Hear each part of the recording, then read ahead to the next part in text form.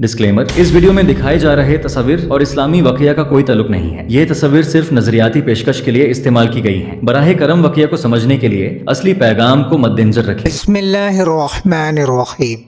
السلام علیکم ناظرین، تمام ناظرین کو راہ دین چینل میں دل کی گہرائی سے خوش آمدید۔ ناظرین، اسلام کے دشمن ہرگز نہیں چاہتے کہ لوگ حضرت خالد بن ولید کے بارے میں، کیونکہ جنہوں نے اپنی بے مثال بہادری اور بہترین حکمت عملی سے دشمنوں کو شکست دے کر اسلام کا پرچم بلند کیا ہے، ان کی جیت صرف تلوار کی طاقت نہیں بلکہ ایمان اور عقل کی کامیابی تھی۔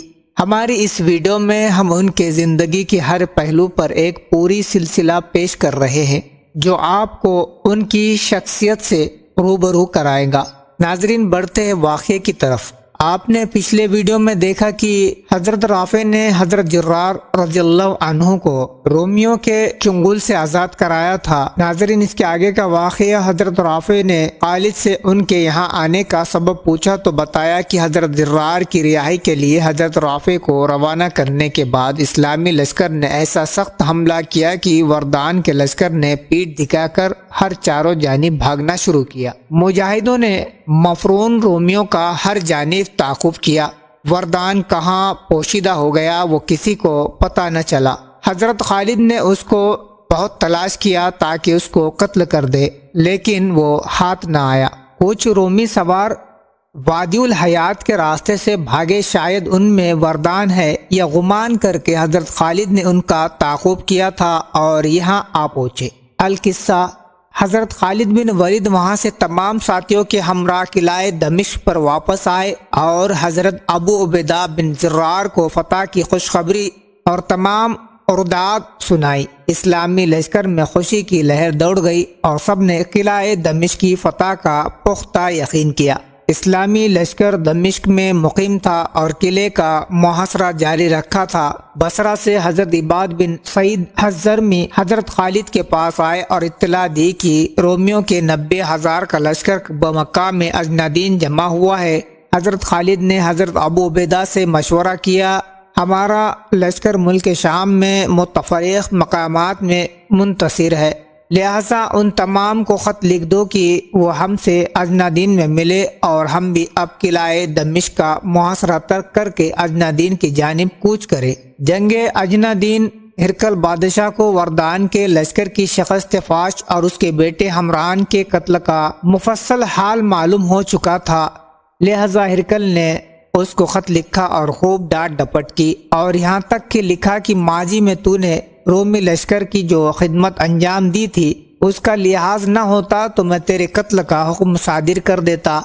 اب تجھ کو ایک موقع دیتا ہوں، اجنادین میں 90,000 لشکر پر تجھ کو سردار مقرر کرتا ہوں، تو وہ لشکر لے کر دمشق کی کمک کر اور تھوڑا لشکر فلسطین کی جانب روانہ کر تاکہ فلسطین میں جو اسلامی لشکر ہے اس کو وہیں لڑائی میں الجھا رکھے اور اس لشکر کو دمشق کی طرف نہ جانے دے۔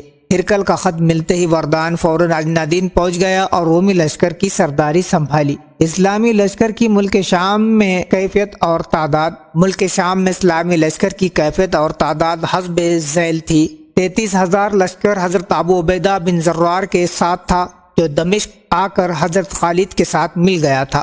4,000 کا لشکر حضرت شربیل بن حسنہ کے ساتھ تھا جن کو حضرت ابو عبیدہ نے بصرہ کی طرف بھیجا تھا، اور 1,500 کا لشکر ضعیف حضرت خالد بن ولید کے ساتھ تھا جو حضرت ابو عبیدہ کے ساتھ دمشق میں تھا، اور 9,000 کا لشکر حضرت عمرو بن العاص کے ساتھ مقام فلسطین میں تھا۔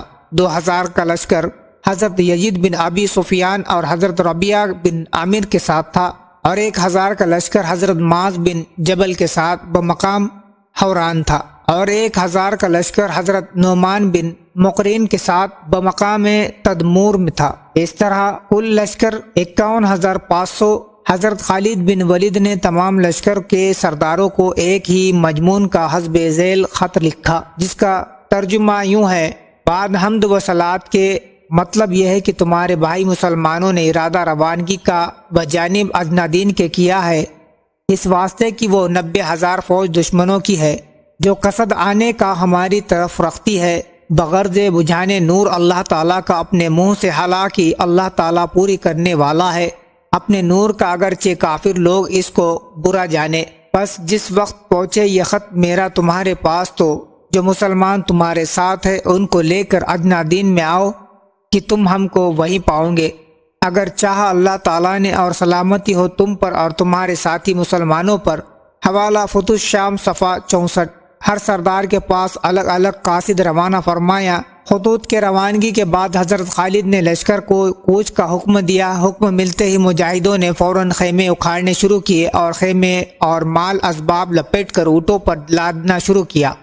غنیمت اور مال اسباب کے اونٹوں کو اور عورتوں اور بچوں کے ساتھ لشکر کے پیچھے کی جانب رکھا اور سوار و مجاہدین کو لشکر کے آگے رکھا۔ حضرت خالد بن ولید نے کہا کہ میری رائے ہے کہ میں عورتوں اور بچوں کے قافلہ کے ساتھ لشکر کے پیچھے رہوں اور آپ لشکر کے آگے رہے۔ حضرت ابو عبیدہ نے فرمایا کہ ممکن ہے کہ وردان اپنا لشکر لے کر ادنیٰ دین سے دمشق کی طرف روانہ ہوا ہو اور اس سے آمنا سامنا ہو جائے۔ اگر تم لشکر کے آگے رہو گے تو تم ان کو روک سکو گے اور مقابلہ کر سکو گے، لہذا تم آگے رہو اور میں پیچھے رہتا ہوں۔ حضرت خالد نے فرمایا آپ کی رائے مناسب ہے، میں آپ کی رائے اور تجویز کے خلاف نہیں کروں گا۔ تو ناظرین، دین کی بات کو زیادہ سے زیادہ شیئر کریں اور ہمارے چینل پہ نئے ہو تو سبسکرائب ضرور کریں۔ ملتے ہیں ایک نئے ویڈیو کے ساتھ، مجھے دیجیے اجازت۔ السلام علیکم، اللہ حافظ۔